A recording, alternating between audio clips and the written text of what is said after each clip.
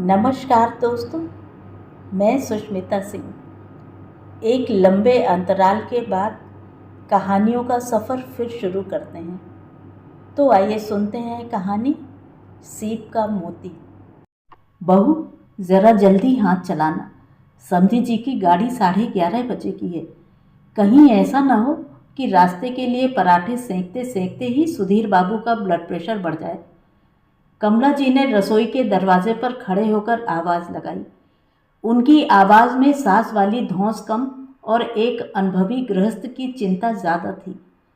अलका ने तवे पर घी की चुपड़ लगाते हुए कहा, बस माँ जी, आखिरी 2 पराठे बचे हैं। अचार और सूखी आलू की सब्जी मैंने पहले ही डिब्बे में पैक कर दी है। कमला जी ने एक गहरी सांस ली और डाइनिंग टेबल पर बैठ गईं। आज उनकी बेटी, दामाद और नाती नातिन पूरे 1 महीने रहने के बाद वापस बेंगलोर जा रहे थे। घर में जो रौनक थी वह अब समेटे जाने की कगार पर थी।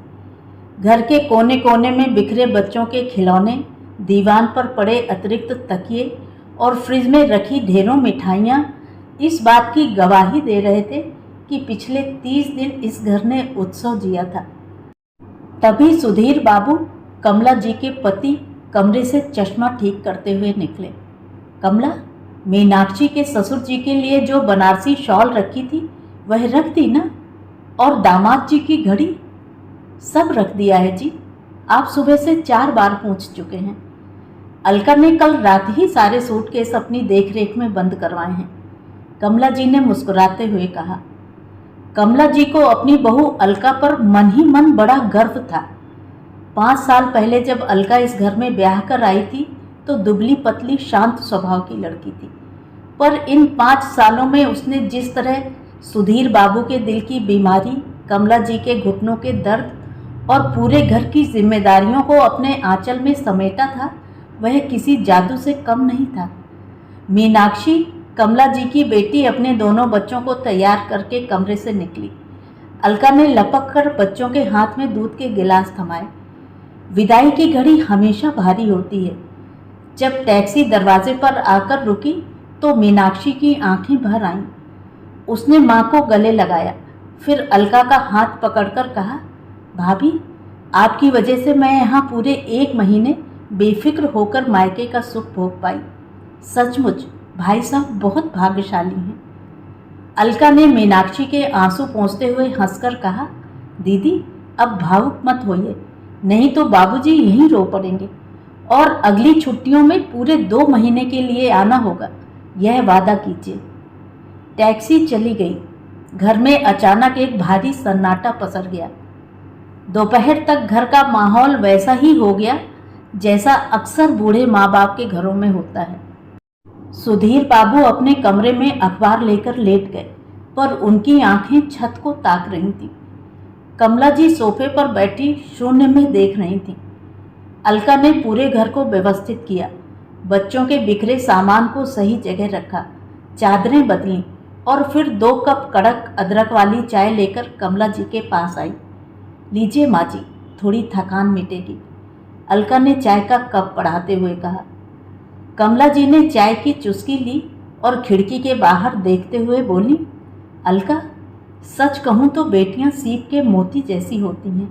कितने चाव से हम उन्हें पालते हैं और एक दिन वे दूसरे घर की होकर रह जाती हैं।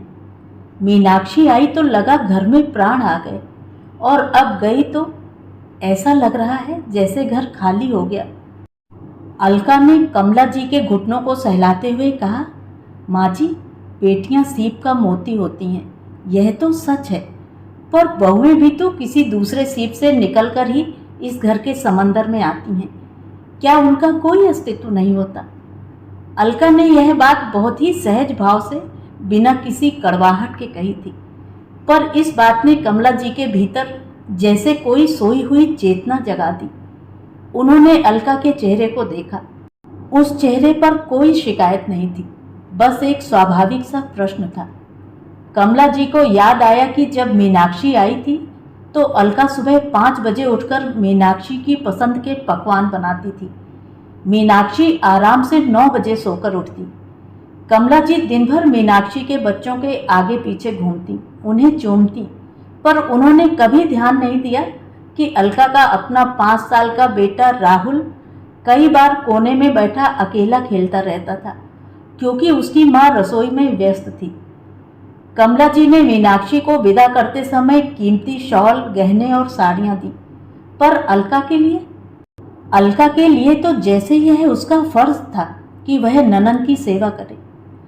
उस रात कमला जी को नींद नहीं आई, वे करवटें बदलती रहीं। सुधीर बाबू ने पूछा, क्या बात है कमला, तबीयत ठीक नहीं है क्या? मीनाक्षी की याद आ रही है। कमला जी ने कहा, सुनिए जी, मीनाक्षी की याद तो है, पर आज मुझे एक नई बात समझ में आई। हम लोग कितने स्वार्थी होते हैं ना। स्वार्थी? हम? किसके लिए? सुधीर बाबू चौंके। अपनी बहू अलका के लिए। कमला जी की आवाज़ भर आई।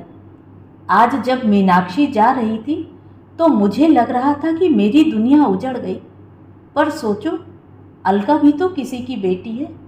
वह भी अपना पूरा घर, अपनी माँ, अपने पिता को छोड़कर हमारे पास आई है।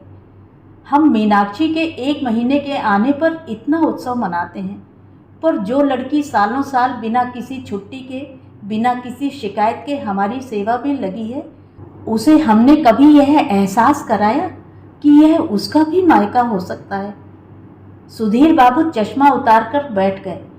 उन्होंने अपनी पत्नी की बात की गहराई को समझा। तुम ठीक कह रही हो कमला, हम अक्सर अधिकार और कर्तव्य के फेर में अपनों का त्याग भूल जाते हैं, पर अब क्या किया जाए? कमला जी के चेहरे पर एक संतोषजनक मुस्कान आई, वही जो एक माँ को करना चाहिए। अगली सुबह घर में हमेशा की तरह अलका रसोई में चाय का पानी चढ़ा रही थी। तभी कमला जी रसोई में आईं। उनके हाथ में एक सुंदर सी सिल्क की साड़ी और सोने के छोटे छोटे झुमके थे, वही झुमके जो उन्होंने मीनाक्षी के लिए खरीदे थे, पर किसी वजह से दे नहीं पाई थी। अलका ने हैरान होकर पूछा, यह क्या है माँ जी? आज कोई तीज त्योहार है क्या? कमला जी ने आगे बढ़कर वह साड़ी अलका के हाथों में रख दी और उसके गालों को सहलाते हुए बोली, नहीं बहू, आज कोई त्योहार नहीं है, और यह साड़ी किसी त्योहार के लिए नहीं है। कल तुमने मुझसे कहा था ना कि बहुएं भी किसी सीप का मोती होती हैं। अलका झेंप गई। अरे माँ जी, मेरा वह मतलब नहीं था, मुझसे कोई भूल हो गई हो तो क्षमा करें। अरे पगली, तूने तो मेरी आंखें खोल दी। कमला जी की आंखों से आंसू छलक आए। बेटियां अगर सीप का मोती होती हैं जो विदा हो जाती हैं, तो बहुएं वह मोती हैं जो हमारे सूने घर के आंगन को चमकाती हैं। मीनाक्षी मेरी बेटी है तो तू मेरा गौरव है। आज तक मैंने तुझसे सिर्फ काम लिया, एक सास बनकर। आज से मैं तेरी माँ बनना चाहती हूँ। तभी सुधीर बाबू भी रसोई के दरवाजे पर आकर खड़े हो गए और मुस्कुराते हुए बोले, और बहू, आज शाम को रसोई बंद रहेगी, हम सब बाहर खाना खाने जाएंगे। और हाँ, अलका के मायके जाने के लिए अगले हफ्ते के टिकट भी मैंने बुक कर दिए हैं। बहुत दिन हो गए तुम्हें अपनी माँ से मिले। अलका की आंखें भर आईं। उसने साड़ी को अपने सीने से लगा लिया। उसे लगा कि सालों की थकान एक पल में गायब हो गई थी। घर का वह सन्नाटा अब एक मधुर संगीत में बदल चुका था। इस कहानी में किसी बड़े टकराव के बिना केवल एक एहसास ने रिश्तों की दिशा बदल दी थी। बहू अब सिर्फ बहू नहीं, उस घर की सबसे अनमोल थाती बन गई थी।